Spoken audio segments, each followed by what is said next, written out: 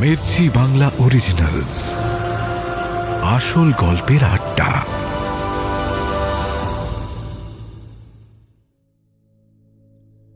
পড়ন্ত বিকেল। লাইব্রেরি থেকে বেরিয়ে মাঠের পাশের রাস্তাটা ধরে হাঁটছে অভিক। মেইন বিল্ডিংয়ের সামনে কৃষ্ণচূড়া গাছের নিচে দাঁড়িয়ে রয়েছে দেয়াসিনী। ওকে দেখে একটু আগের ঘটনাটা মনে পড়ে গেল অভিকের। ওর ভীষণ লজ্জা করছে। ছোটবেলা থেকেই অভিকের বন্ধু বান্ধব খুব কম, তবে আসানসোলে স্কুলে পড়াকালীন বেশ কয়েকজন বন্ধু হয়েছিল ওর। রুদ্র আরও একই স্কুলে পড়ত। ওদের একটা বেশ গ্রুপ হয়েছিল, কিন্তু ওই ঘটনাটার পর অভিকের সাথে কেউ সম্পর্ক রাখেনি, সৌনক ছাড়া।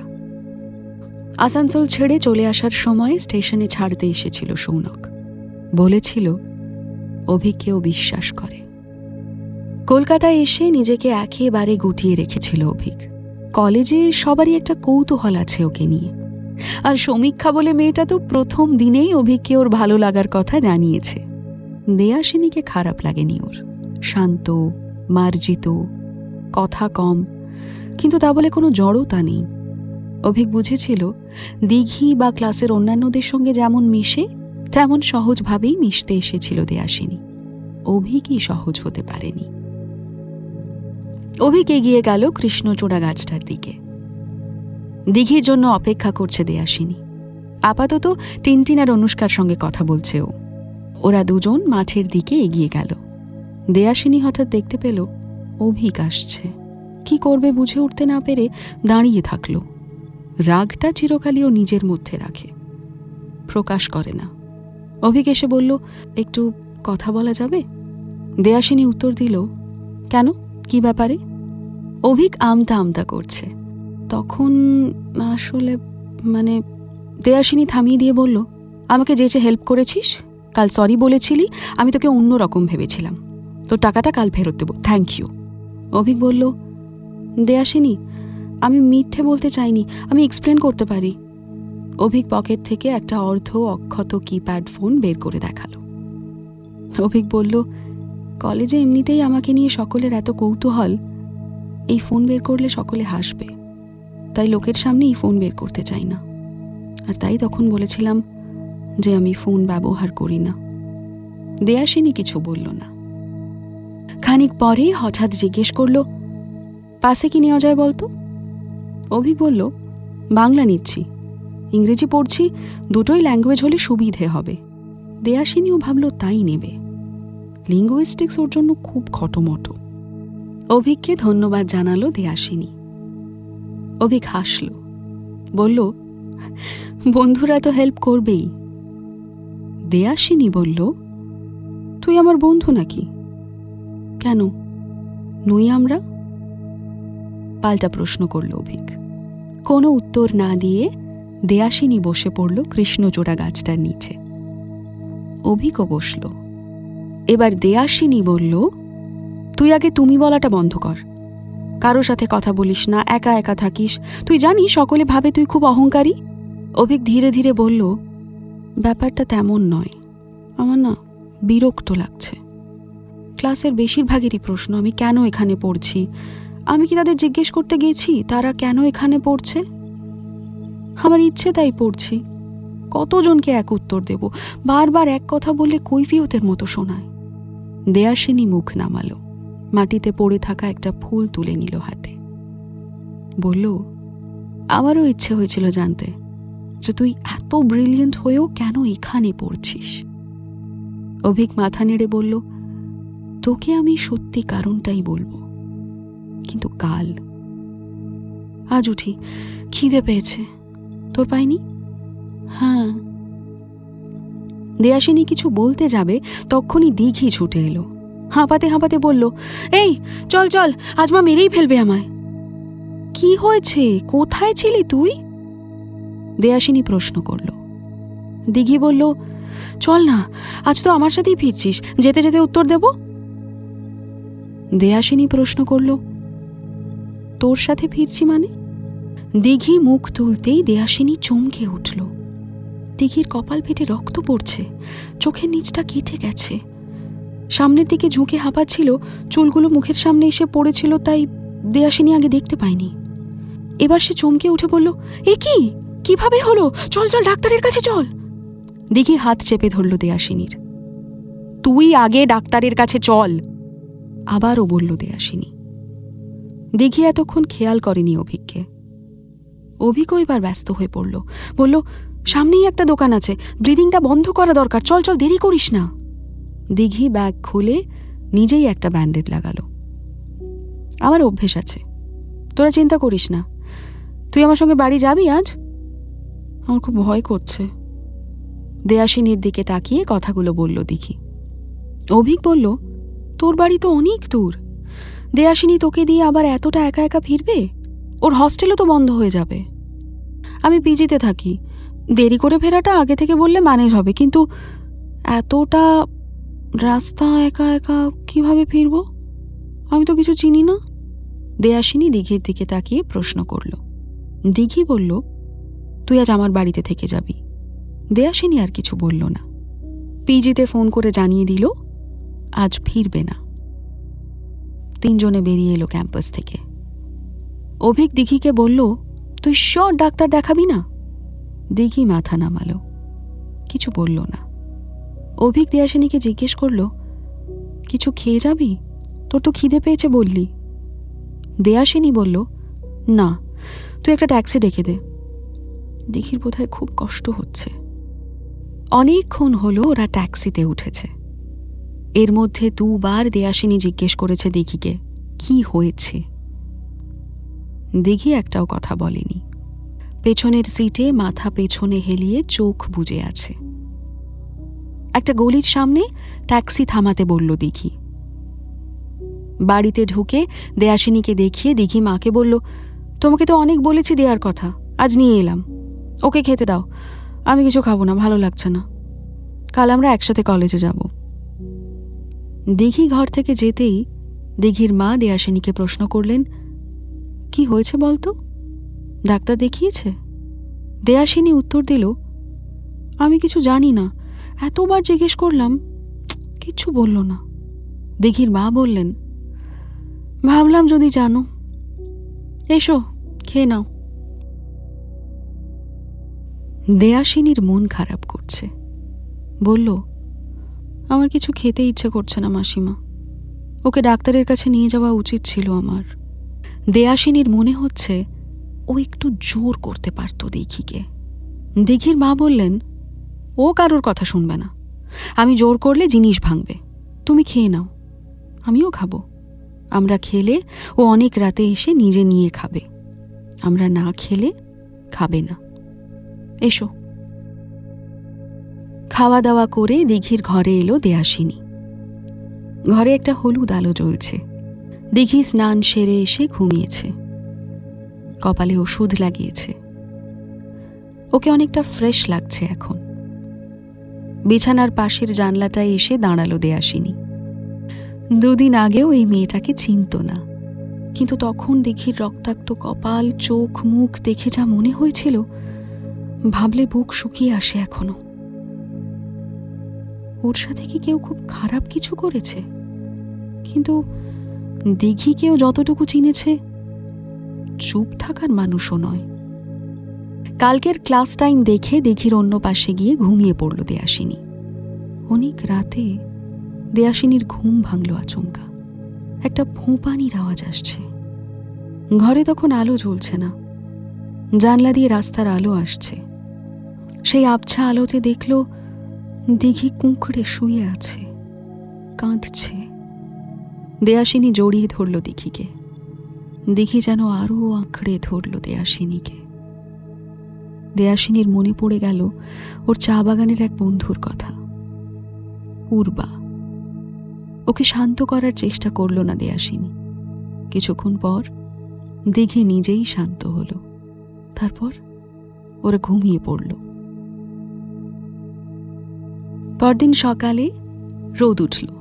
দেয়াসিনী চোখ খুলে দেখল একটা বেশ সাজানো ছবির মতো ঘর। ঘড়ি দেখল 9টা বাজে। দিঘিকে কোথাও দেখতে পাচ্ছে না। বিছানা থেকে নেমে পাশের বাথরুমে গেল। বেরিয়ে দেখতে পেল দিঘিকে। আলমারি থেকে জামা কাপড় বের করছে। তাড়াতাড়ি রেডি হ, খেয়ে বেরোতে হবে বলে একটা জামা এগিয়ে দিল দিঘি। দেয়াসিনী হাত বাড়িয়ে জামাটা নিল। দিঘিকে এখন সহজ লাগছে। কাল রাতের কথা মনে পড়ল ওর। দিঘিকে কিছু জিজ্ঞেস করল না। কেউ নিজে থেকে কিছু না বললে কারো ব্যক্তিগত বিষয়ে প্রশ্ন করে না দেয়াসিনী। দিঘির বাড়ি থেকে বেরোনোর সময় আশপাশটা ভালো করে দেখল দেয়াসিনী। কলকাতায় ও নতুন, এমনিতেই ওর দেখার অনেক আগ্রহ। এদিকটা ওর চেনা কলকাতা থেকে খানিক আলাদা। ও দাঁড়িয়ে পড়ছে বলে দিঘি এবার বলে ফেলল, ওদিকে আরেকজন অপেক্ষা করছে, তুই ভুলে যাচ্ছিস দেয়া? দেয়াসিনী সহজভাবে জিজ্ঞেস করল, কে রে? কেন? অভিক। ও তো তোর বন্ধু হয়ে গেছে। কাল কত চিন্তা করছিল তোর ফেরা নিয়ে। হো হো করে হেসে উঠল দিঘি। দেয়াসিনীর মনে পড়ল আজ অভিক ওকে কিছু একটা বলবে বলেছিল।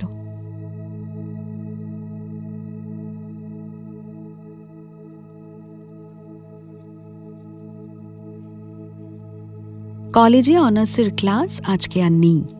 দিঘি অনুষ্কারা পাসের ক্লাস করছে। দেয়াসিনী আর অভিকের ক্লাস কাল থেকে শুরু হবে। আজকে ওরা লাইব্রেরি ঘুরে আবার কালকের সেই কৃষ্ণচূড়া গাছটার নিচে এসে বসল। দেয়াসিনী কেক খাচ্ছিল। অভিক ঘাসের ওপর বসে একটা বই পড়ছিল। মুখ তুলে জানতে চাইল, কাল দিঘির কি হয়েছিল রে? দেয়াসিনী উত্তর দিল, ও কিছু বলেনি। অভিক কিছুক্ষণ চুপ থেকে বইটা ব্যাগে ঢোকালো। বলল, তোকে কিছু কথা বলতে পারি? তোকে বিশ্বাস করতে ইচ্ছে করছে। দেয়াসিনী হালকাভাবে বলল, যাক, তুই আমাকে খানিক হলেও বিশ্বাসযোগ্য ভাবিস। অভিক এবার সিরিয়াস হয়ে বলল, আমি ফিল করতে পারি আমি কেমন যেন একঘরে হয়ে যাচ্ছি। শুধু ক্লাসে নয়, সব জায়গায়। একা একা থাকতে আমার কোনো অসুবিধে নেই। মা চলে যাবার পর একাই তো বড় হয়েছি। জানিস, আসানসোলের বন্ধুরা আমায় ঘেন্না করে। আমার নামে একটা অভিযোগ আছে। দেয়াসিনীর খাওয়া হয়ে গেছিল। খালি প্যাকেট ব্যাগে ঢুকিয়ে জানতে চাইল, কিসের অভিযোগ? অভিক ধীরে ধীরে দেয়াসিনীকে বলতে শুরু করল তার বাবার তাকে বাড়ি থেকে তাড়িয়ে দেওয়ার কথা। তারপর সেই ঘটনা। এই কথাগুলো সে আর কাউকে বলেনি।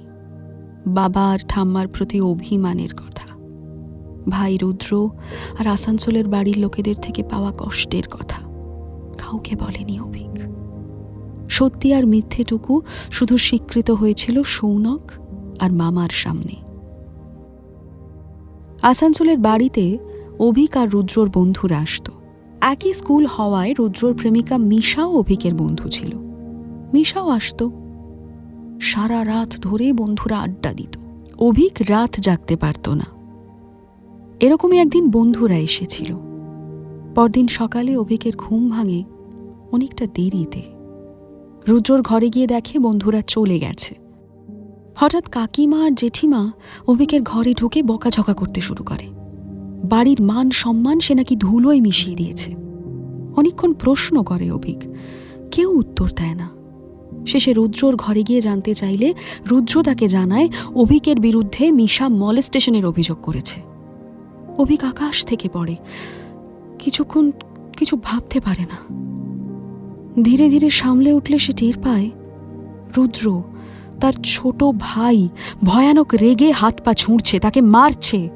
থমথমে মুখে অভিক শুধু উচ্চারণ করেছিল, এটা মিথ্যে ভাই। একবার জানতে চাইবি রুদ্র এত বড় মিথ্যে মিশা কেন বলল? তারপর আর কিছু বলার সুযোগ পায়নি অভিক। রুদ্রর হিতাহিত জ্ঞান তখন নেই।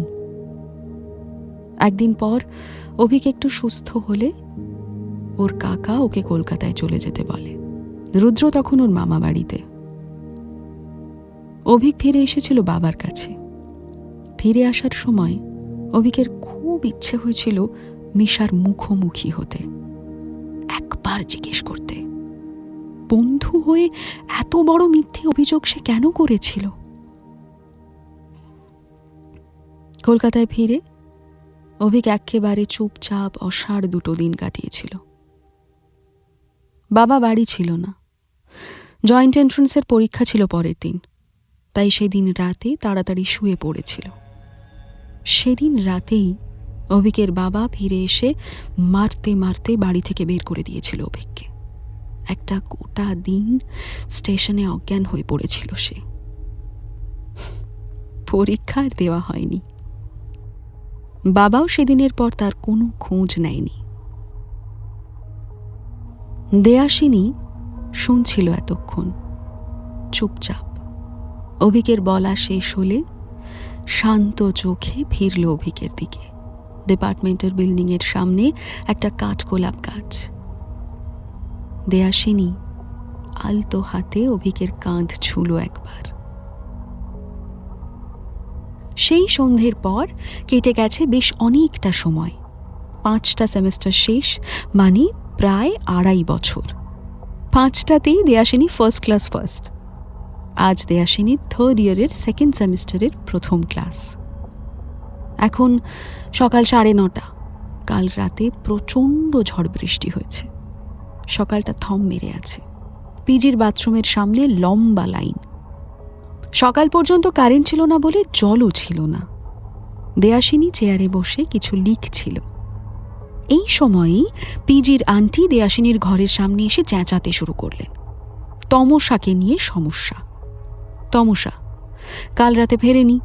ও মাঝে মাঝেই রাতে ফেরে না। ফিরবে না যে সেটা পিজি আন্টিকে জানানোর প্রয়োজনও বোধ করে না। আজকে এখনও ফেরেনি। পিজি আন্টি প্রচণ্ড রেগে ওকে তুলে দেওয়ার কথা বলছেন, আরও অনেক কিছু। দেয়াসিনী যখন এই পিজিতে প্রথম আসে, তমসার বাড়ি হাওড়ায় শুনে খুব অবাক হয়েছিল। কলকাতায় বাড়ি, তাও পিজিতে থাকে। তমসা যেদিন পিজিতে ফেরে না, দেয়াসিনী বা মনীষাদিকে বলে যায় দিদির কাছে থাকবে। মনীষাদিরা বিশ্বাস করত না। নানা রকম প্রশ্নও করেছে তমসা ফেরার পর। দেয়াসিনী তমসাকে অবিশ্বাস করেনি। তমসা ওর কাছে ওর মায়ের নাম্বার দিয়ে রেখেছে। পিজি আন্টি ওপরে চলে যাওয়ার পর দেয়াসিনী ভাবল ওর মায়ের নাম্বারে একটা ফোন করবে, কারণ অনেকক্ষণ থেকেই তমসার ফোনটা সুইচড অফ। ওর একটু টেনশনই হচ্ছে এবার। দেয়াসিনী ফোন করতে যাবে সেই সময়ই হুড়মুড় করে ঘরে ঢুকলো তমসা। দেয়াসিনী জিজ্ঞেস করলো, কোথায় ছিলি তুই? আন্টি এসেছিল। তমসা উত্তর করলো, দিদির কাছে, বলেই তো গেলাম কাল। কি বললো আন্টি?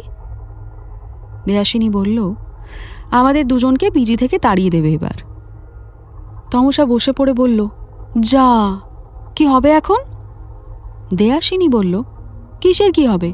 মা বা বাবাকে দিয়ে আন্টিকে কথা বলিয়ে দিবি।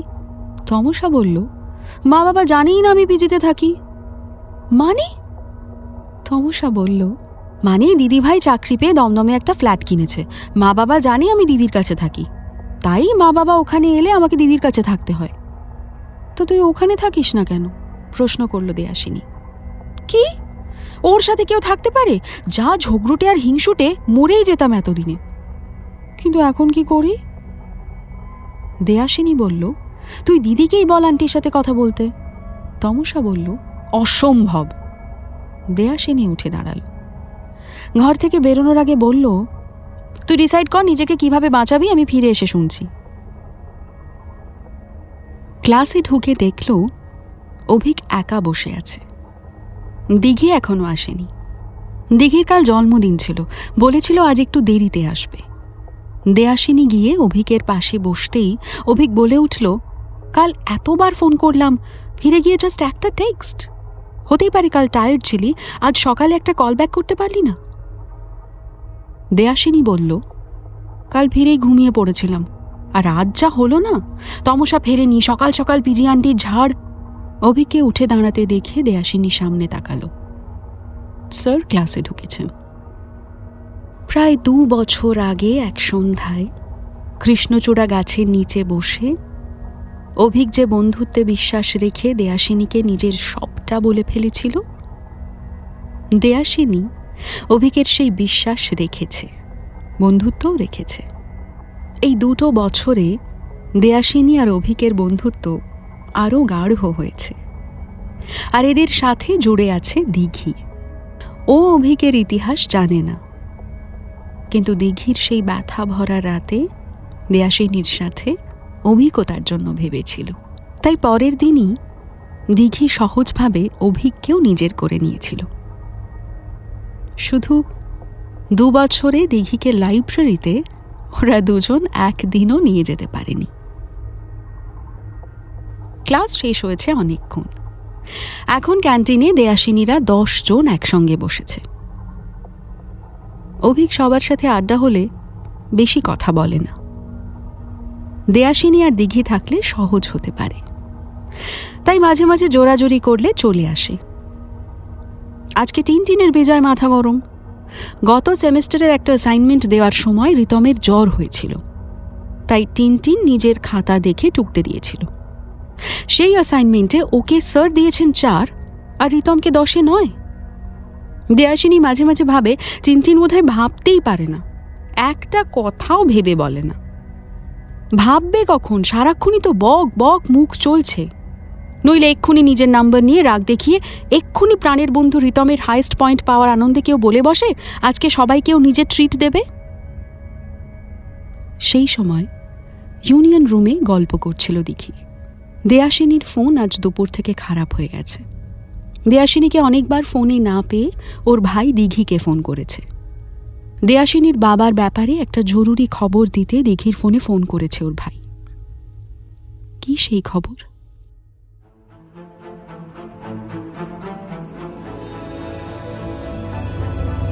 মির্চি বাংলা অরিজিনালস, আসল গল্পের আড্ডা।